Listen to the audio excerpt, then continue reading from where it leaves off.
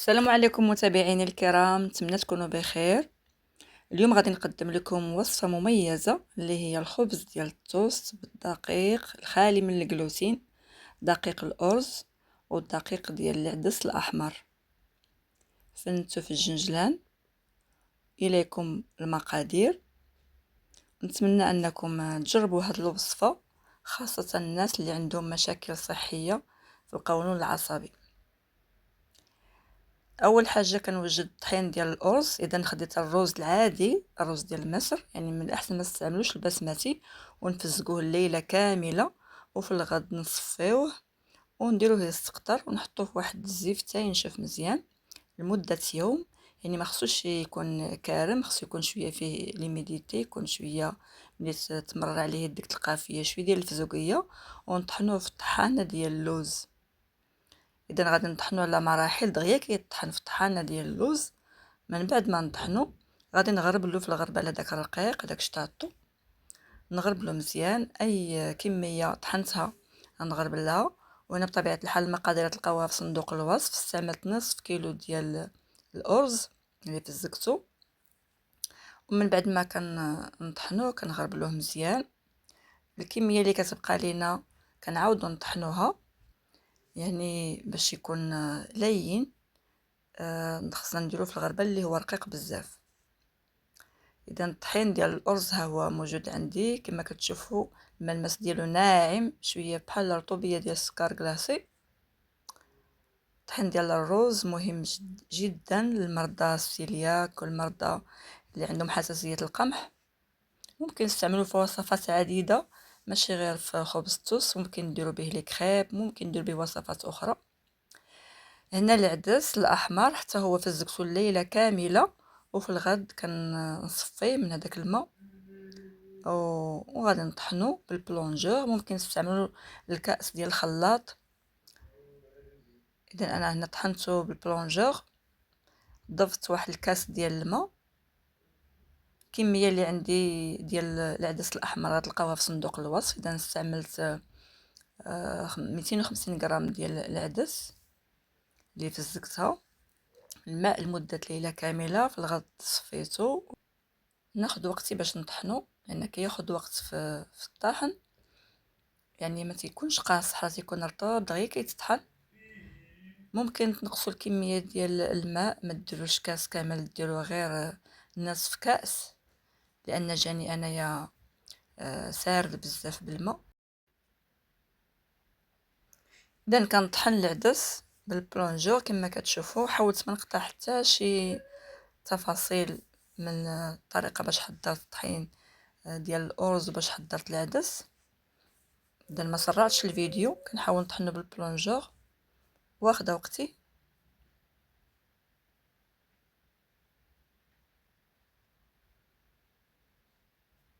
اذا ملي كنطحنو مزيان، اذا ملي وصل هاد القوام اللي كتشوفوا، غادي نضيف ليه الطحين ديال الارز باش غادي نجمعو. ما نحاول نستعمل حتى شي طحين اخر، لان بغيت وصفه تكون صحيه وخاليه من الجلوتين. كنضيف كميه ديال الارز بشويه بشويه. ودابا درت الملحه، ملحه الهيمالايا تقريبا نصف ملعقه، وغادي نضيف ليها العسل، 2 معالق صغار ديال العسل، نص معلقه صغيره ديال الملحه. الكميه ديال الملحه كل واحد يدير المقدار اللي بغا. اذا درت 2 معالق صغار ديال العسل ونص معلقه صغيره ديال ملحه الهيمالايا، وغادي ندير 4 كأس ديال الزيت. ممكن تستعملوا زيت الزيتون، انا ما توفرش عندي، درت الزيت الاخرى، زيت نباتيه. ودرت خماره حمراء وحده.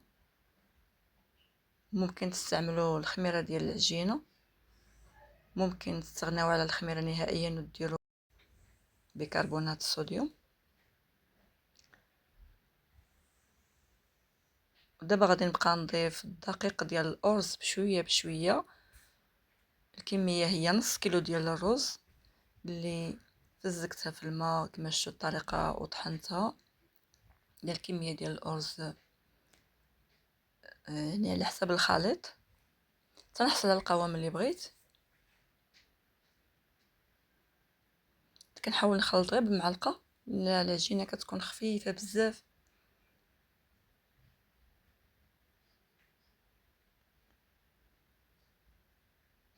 ممكن اضافه الزرارع لهاد الخليط ديال الارز مع العدس الاحمر، ممكن نضيفوا الزرارع مثلا زريعه ديال القرعه، زريعه ديال الشيه، زريعه ديال الكتان.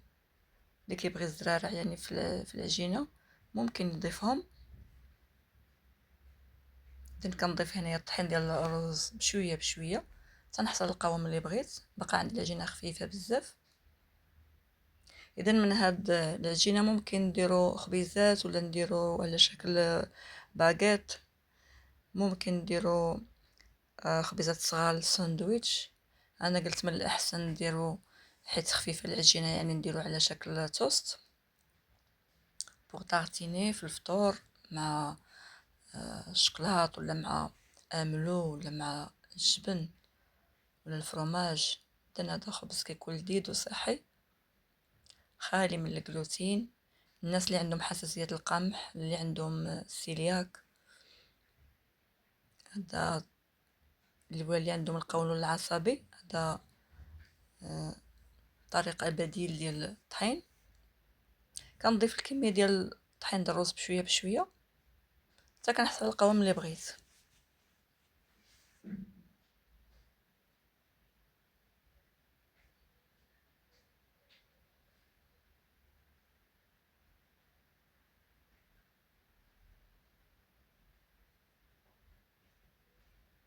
اذا استعملت الكميه كلها ديال طحين الارز اللي طحنت،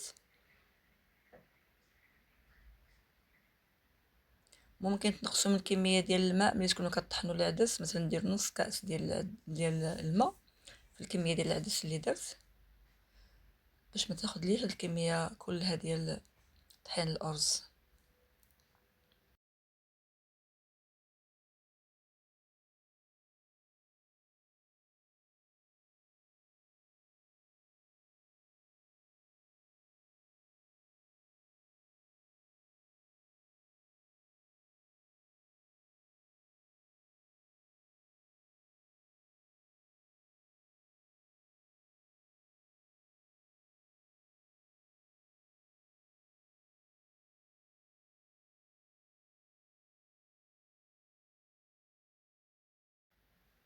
ودابا غادي نوجد الليمون ديالي، دهنتهم بالزيت، ممكن دهنوهم بالزبده، دهنتهم بزيت نباتيه، ومن بعد رشيت الجنجلان سمسم الابيض. وغادي نفرغ هذيك الكميه ديال الخليط اللي عندي في المول الاول والمول الثاني، لان الا استعملت مول واحد غادي تجي غليظه، غادي يجي هذاك الخبز ديال التوست السمك ديالو غليظ بزاف وفيه اللبابه. اذا قسمت الكميه على جوج، استعملت جوج ديال الليمون. الا عندك مول كبير ممكن تفرغوا هذيك الكميه كلها في المول الكبير. انا باش لان هاد القوامه ما كينتفخش وما كيخصهاش وقت كتير باش تخمر، اذا من الاحسن نستعملوا يعني جوج ديال الليمون. الا كنتي بغيتي التوست يكون السمك ديالو غليظ ممكن دير تفرغي الكميه كلها في نفس المول. اذا انا كنخدم معيني ميزاني، بانت ليا الكميه كثيره ما نقدرش نديرها في مول واحد، ما بغيتش يكون التوست غليظ بزاف باش ما يكونش فيه اللبابه. اذا فرغته في جوج ديال ليمون. كنحاول هكا نسرحو بالمعلقه باش يجي مقاد، ما تجيش واحد البلاصه غليظه وبلاصه رقيقه. اذا كنحاول نسرحو بالمعلقه، ما استعملتش يدي كما كتشوفوا. هنا العجينه خفيفه بزاف. ودابا غادي نرش الجنجلان سمسم. استعملت هنايا الجنجلان الابيض والجنجلان البلدي الاخر، تعطيني مذاقات مختلفه. اذا كنرش هنايا الجنجلان الابيض والجنجلان البلدي. والفران بطبيعه الحال درتو كيسخن. غادي نطيبو الطياب ديال الخبز 250 درجه. ملي غيسخن غادي نشعل الفران من التحت، ما كياخدش وقت كتير في الطياب، مده 30 دقيقه. اذا ملي كيطيب من التحت كنشمو الريحه ديال الجنجلان، كيبان لينا الجوانب انهم تحمروا، كنشعل عليه من الفوق باش يتحمر. وهذه النتيجه، جا محمر وكيبان فيه الجنجلان الابيض، عطي واحد المنظر زوين ورائحه شهيه. غادي نخلي القوالب تيبردوا واحد شويه، نستعمل السكين من الجوانب باش نلقى نفرغ التوست ديالي.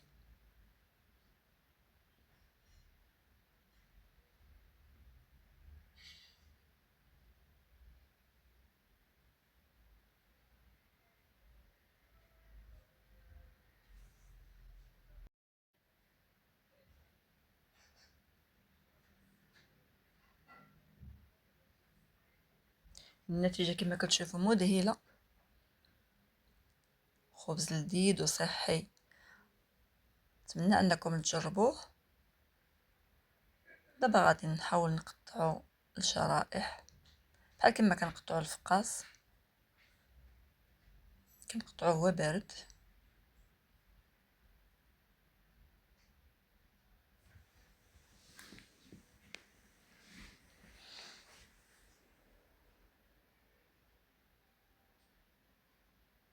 جا مقرمش من برا ورطب من الداخل، خبز صحي ولذيذ بوطاغتيني في الصباح في الفطور.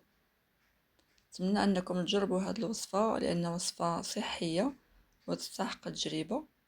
هذا بديل القمح بالنسبه للناس اللي عندهم حساسيه القمح. نتمنى انكم تجربوه وتشجعوني بالاعجاب وبالاشتراك وبارطاجيو الرابط ديال القناه مع الاصدقاء والعائله. نقدم وصفات اللي هي متنوعه وصحيه من المطبخ المغربي والعالمي. نتمنى انكم تجربوا هذه الوصفه. الى اللقاء، وشهية طيبه.